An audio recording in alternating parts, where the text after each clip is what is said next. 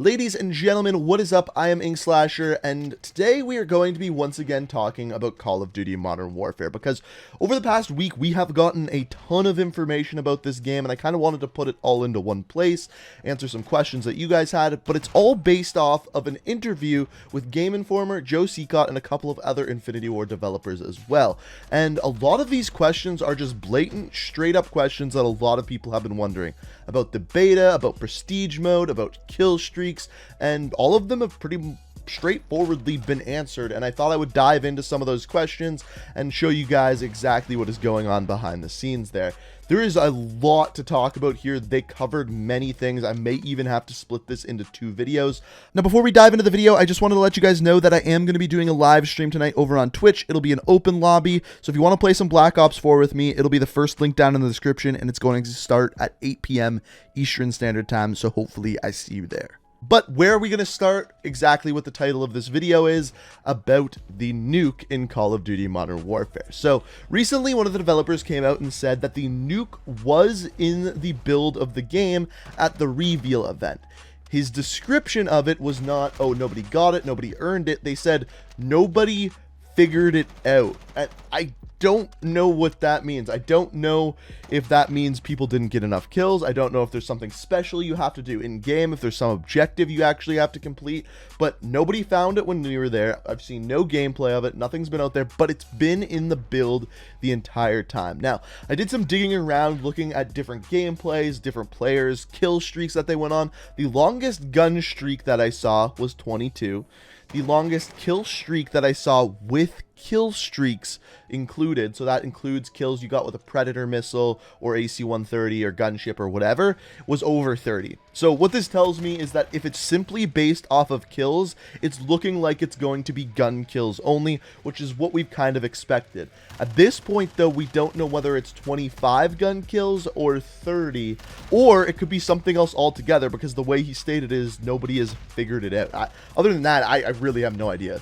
The other thing that they talked about with kill streaks is about the beta. They said there's going to be many more kill streaks in the beta than there were at the reveal event, which is actually really surprising to me, because I thought there were a lot of kill streaks at the reveal event, and they said there's going to be even more in the beta, which is impressive. And then they said there's also going to be even more at launch. So I'm just surprised with the amount of content that they've put into this game, and it just seems to keep growing and growing. So it's really impressive.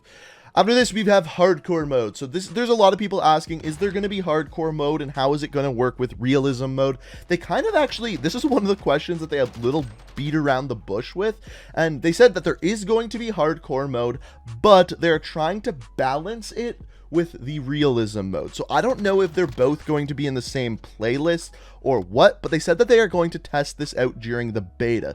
So I'm not exactly sure what that means. This is one of the questions they just didn't answer straight out, but there is hardcore and there is realism, and they are going to be showing both of those off during the beta, I would assume. So I don't know how that balance is going to work or anything like that, but we'll have to wait and see. Next question, will there be Battle Royale in Call of Duty Modern Warfare? So they actually answered this one a lot more straightforward than I thought they were going to, but they said there's so much content in the box at launch that, do you want more? Is this not enough for you guys? Kind of being a little bit sarcastic about it.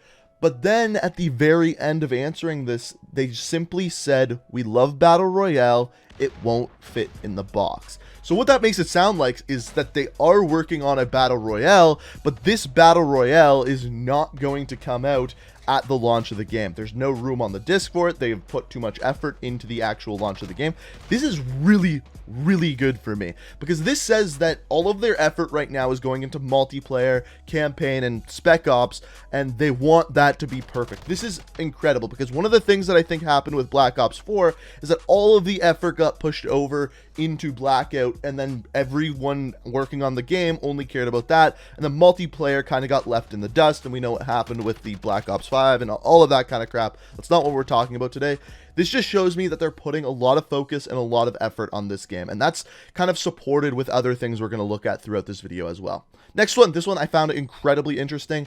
Prestige mode. So how is leveling up going to work? How is it going to work post-launch? Is it going to be updated? And they answered this once again with a little bit of vagueness. They said there's a twist to the max level and it will change post-launch. So there is a lot of rumors going around about this statement. Are you going to have to level up your operators individually? Is there going to be a different way completely of leveling up this game?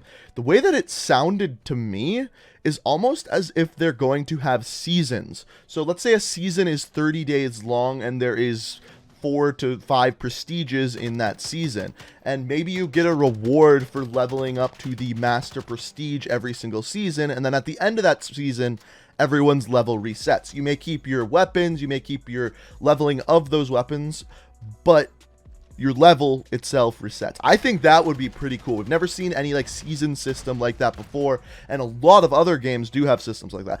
They didn't say that. I am just speculating. I am just guessing. I don't know, but I think that would be pretty cool. I'm guessing if I was a betting man, it's probably just going to be the same prestige system that they add prestiges to at the end, but I think the season system would be cool. You can let me know what you think down in the comments.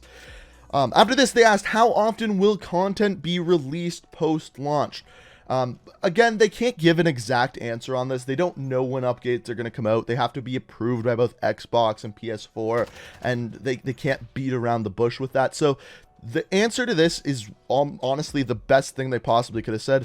They said this is the most sane and the most organized they have ever been at launch. I can attest for this. When we went in May and checked out this game early, I have never seen a pre-alpha build with so much in it, with so many maps, with so many guns, how complete it was, how good the animations were in May. I've never seen that with all of the Call of Duty games I've got to go see early. I have never seen that polished of a game that early. So them saying that this is the most sane and the most organized they've ever been, I think they're completely honest with that. I don't think there's going to be much pre-launch grind for them. I'm sure there will be. Every video game has it. But I don't think it's going to be like Black Ops 4 was with how much they've completed this game. It's really impressive.